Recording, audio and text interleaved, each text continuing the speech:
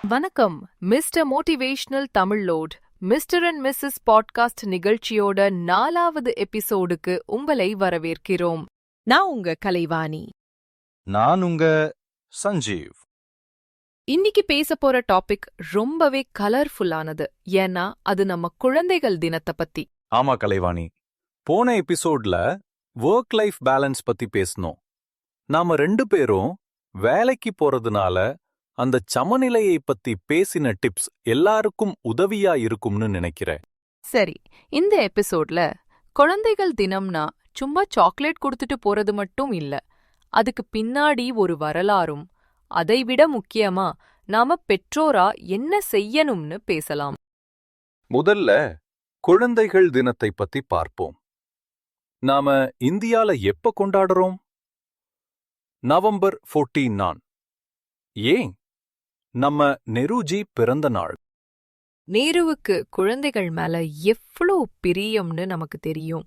அவர்தான் குழந்தைங்க தான் நாட்டோட எதிர்காலம், அவங்க மனசுல கவலையே இருக்கக்கூடாதுன்னு சொன்னவர். அதனாலதான் அவருக்கு மரியாதை கொடுக்க இந்த நாள்ல கொண்டாடுறோம். ஆனா இந்த ஒரு நாள் கொண்டாட்டம் மட்டும் போதாது. இது அரசாங்கத்துக்கும் நம்ம எல்லாருக்கும் ஒரு ரிமைண்டர்.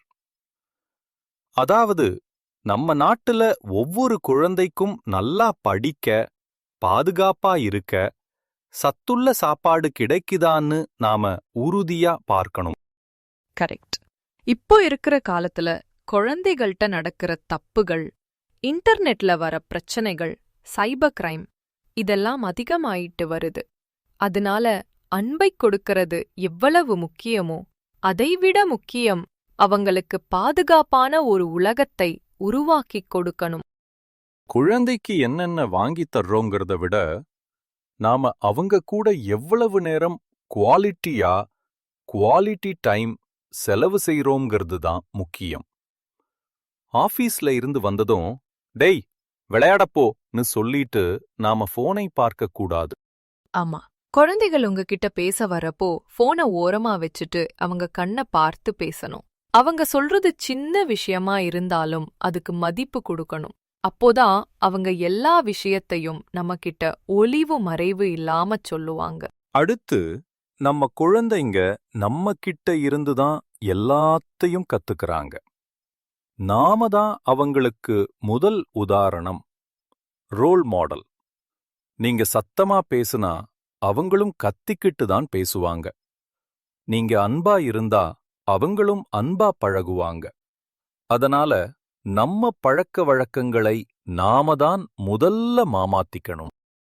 இப்போ இருக்கிற ட்ரெண்ட்ல குழந்தைகளுக்கு மொபைல், டேப்லெட் எல்லாம் எப்படி சரியா பயன்படுத்தணும்னு நாம தான் சொல்லிக் கொடுக்கணும். சும்மா கேஜெட்டை கொடுத்துட்டு நீ பாட்டுக்கு விளையாடுன்னு விடக்கூடாது.